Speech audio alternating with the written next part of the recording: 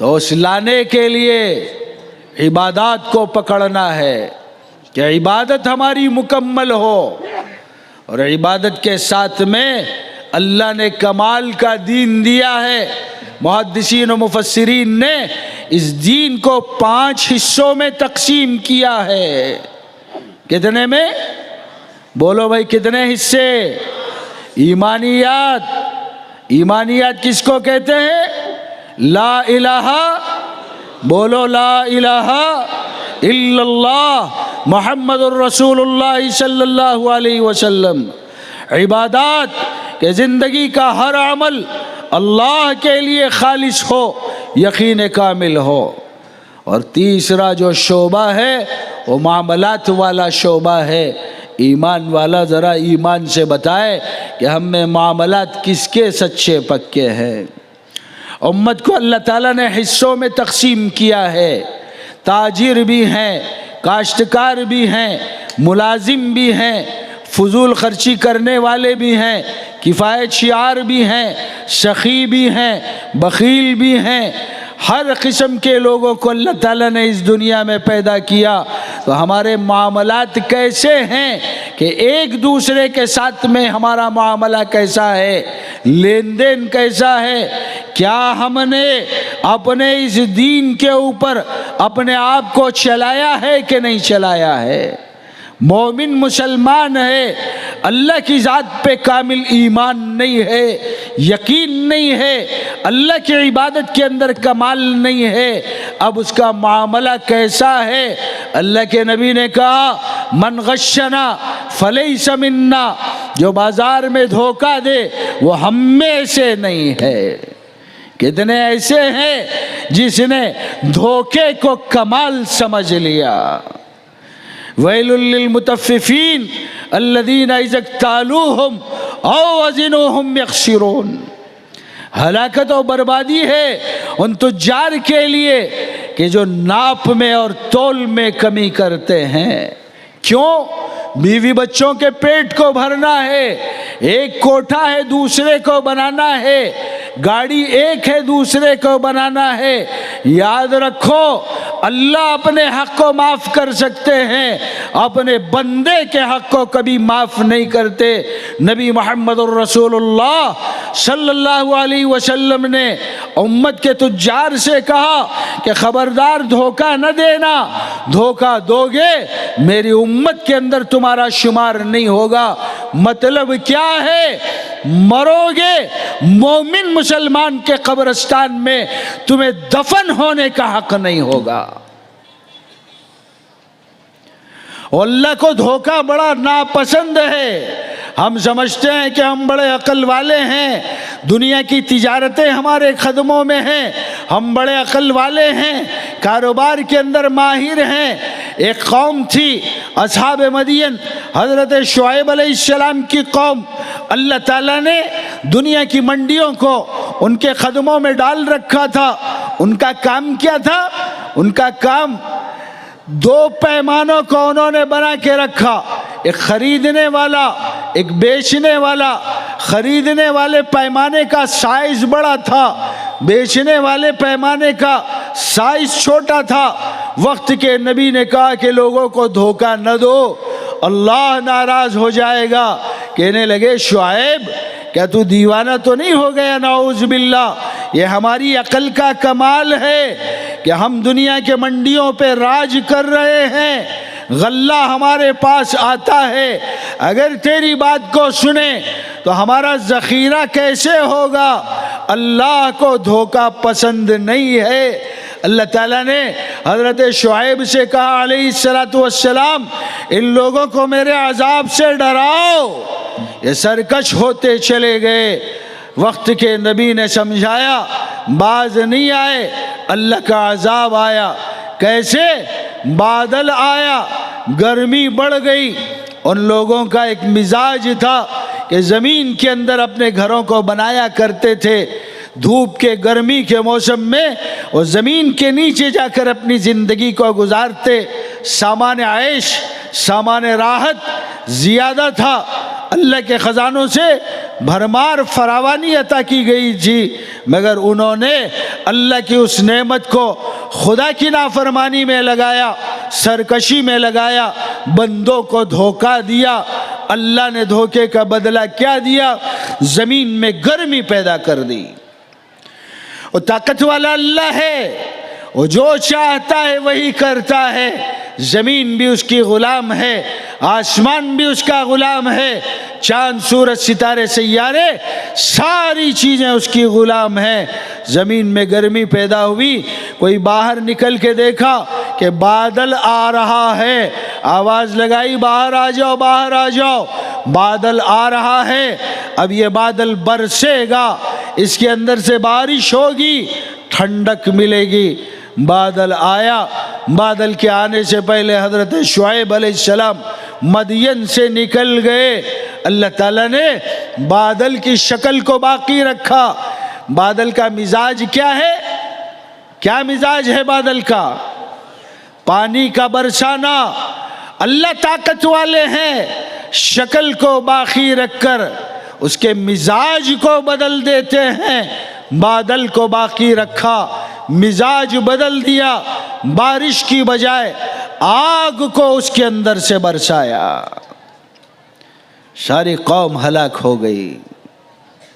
तो मामलात के ताल्लुक़ से मदनी मुहम्मदुर रसूलुल्लाह सल्लल्लाहु अलैहि वसल्लम ने इरशाद फरमाया कि देखो मामला सही करना, कि जब तक तुम्हारे मामलात दुरुस्त नहीं होंगे अल्लाह की नज़र में काबिल एहतराम नहीं माने जाओगे। अत्ताजिर अस्सदूक़ुल अमीन माअन नबिय्यीन वस्सिद्दीक़ीन वश्शुहदा वस्सालिहीन। कितना बड़ा मकाम अल्लाह के नबी ने बयान किया कि सच्चा पक्का अमानतदार ताजिर, उसका मकाम क्या होगा मैदान हशर में? उसका हशर अंबिया के साथ में होगा। आज सच्चाई ख़त्म हो गई, नाम के दीनदार हैं, काम का दीनदार कोई नहीं है। नाम के मुसलमान हैं, काम का मुसलमान कोई नहीं है।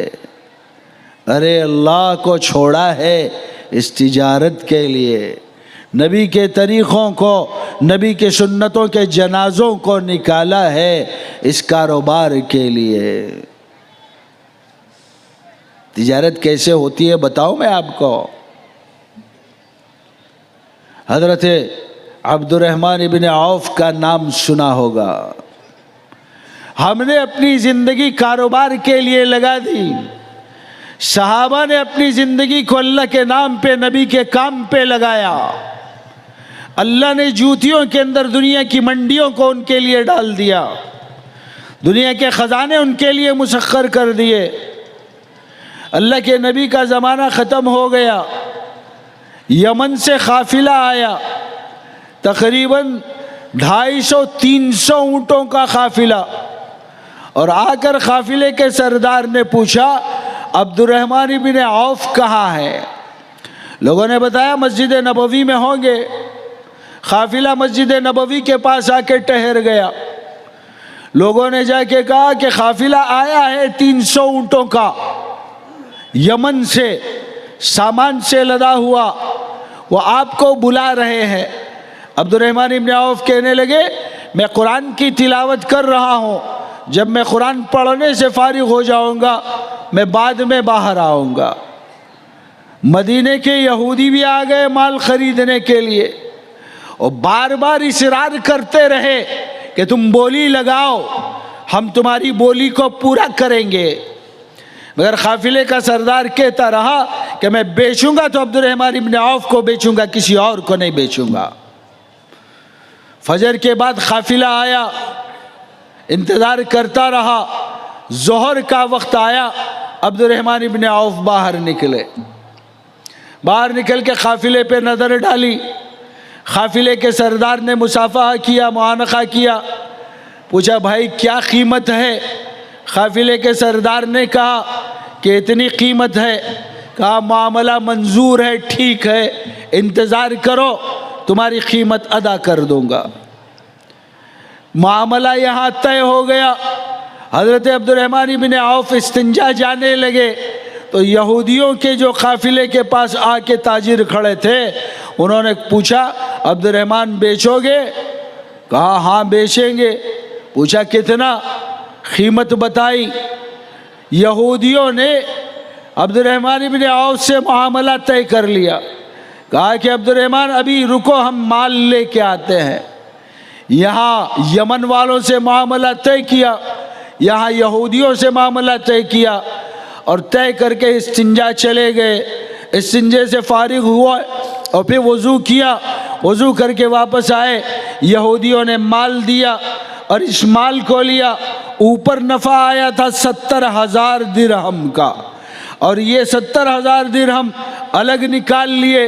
اس مال کو اٹھا کے یمن والوں کو دیا اور یمن والوں سے معاملہ ختم. مال کو نکال کے یہودیوں کو دیا. 70,000 جو درہم تھے وہ مدینے کے بیواؤں میں, یتامہ غربا میں تقسیم کر دیا اور ہاتھ جھاڑ کے کہا لوگو اللہ دینے پہ آئے, استنجا کرنے کے وقت میں اللہ دنیا کو جوتیوں میں ڈال سکتا ہے. یہ صحابہ کی تجارت تھی. کیوں کامیاب ہوئے؟ یقین تجارت پہ نہیں تھا, یقین اللہ کی ذات پہ تھا. سچائی والا معاملہ. تو تجارت کیسے ہو؟ امانت داری والی, سچائی والی, معاملات صحیح, اللہ کو راضی کرنے والے. چوتھا دین کا شعبہ معاشرت والا ہے. یہ معاشرت والا شعبہ کیا ہے؟ ہم لوگ سمجھتے ہیں کہ بھئی ہم جو زندگی گزار رہے ہیں وہ ہماری زندگی اپنی جگہ صحیح ہے. اللہ کے نبی نے کامل مکمل دین کو لے کر امت کے حوالے کیا ہے. ایمان کیسے ہو یہ بھی بتایا, عبادات کیسے ہو یہ بھی بتایا, معاملات کیسے ہو یہ بھی بتایا, معاشرت کیسے ہو یہ بھی بتایا. ہماری معاشرت کیسے ہونی چاہیے, یہ ہمارے آپس کے اندر تعلقات کیسے ہونے چاہیے. آج افسوس اس بات کا ہے کہ بیٹا باپ کا حق ادا نہیں کر رہا, باپ بیٹے کا حق ادا نہیں کر رہا, شوہر بیوی کا حق ادا نہیں کر رہا, بیوی شوہر کا حق ادا نہیں کر رہی. میرے دوستو, اللہ تعالیٰ نے رشتہ داریوں کو بنایا ہے اور رشتہ داریوں کے حقوق کو بھی بنایا ہے. اللہ تعالیٰ نے سب سے پہلا رشتہ جو بنایا ہے وہ میاں اور بیوی کا رشتہ بنایا ہے. آدم علیہ السلام کو جنت میں بنایا, پہلا رشتہ حضرت حوا کا بنایا, بیوی کا رشتہ. ایمان سے بتاؤ کتنے لوگ اپنے بیوی کا حق ادا کر رہے ہیں؟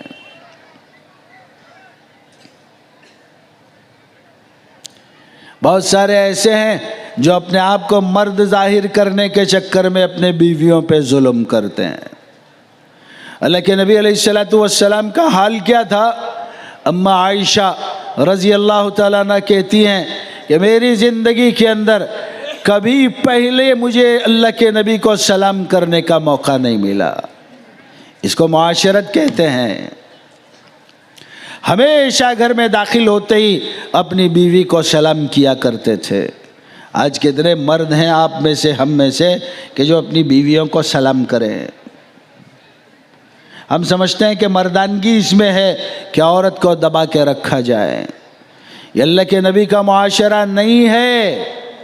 اللہ کے نبی نے کہا کہ اپنی بیویوں کے ساتھ میں حسن سلوک کرو, یہ تمہاری آخرت کا ذخیرہ ہے. اللہ کے نبی نے کہا کہ ایک بندہ اللہ کے دربار میں آئے گا, اللہ تعالیٰ اس کے نامہ اعمال کو کھولیں گے, کچھ بھی نہیں ہوگا.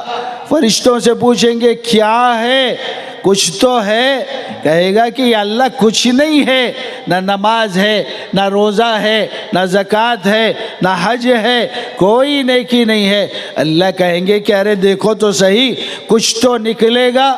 فرشتے کہیں گے کہ مولا ایک جملہ ہے جو اس کی بیوی نے اس کمبخت کے پیٹھ کے پیچھے اس کی تعریف اپنے سہیلیوں کے درمیان میں کی تھی کہ میرا شوہر بڑا اچھا آدمی ہے۔ اللہ کہیں گے کہ جاؤ، جب میری بندی کا اس کے تعلق سے حسن ظن ہے، میں اللہ میری بندی کے گمان کے ساتھ ہو کر اس کی مغفرت کے فیصلے کرتا ہوں۔ کہ دونوں نے حق ادا کیا بیوی کا۔ اللہ کے نبی سے کے بارے میں اماں عائشہ سے پوچھا گیا کہ گھر کے اندر کیا حال ہوتا تھا۔ اللہ کے نبی علیہ السلام کے بارے میں اماں عائشہ کہنے لگیں کہ ہمارے گھر کے اندر عموماً فاقہ ہوتا تھا۔ اللہ کے نبی کی زندگی کا حال کیا تھا کہ دو دو چاند گزر جاتے، نبی کے گھر میں چولہا نہیں سلگتا تھا۔ کہ امت کا فکر، اللہ کے دین کی دعوت میں اور اس کی محنت کے اندر اپنے آپ کو کھپاتے رہنا، اور ازواج مطہرات بھی برداشت کیا کرتی تھی۔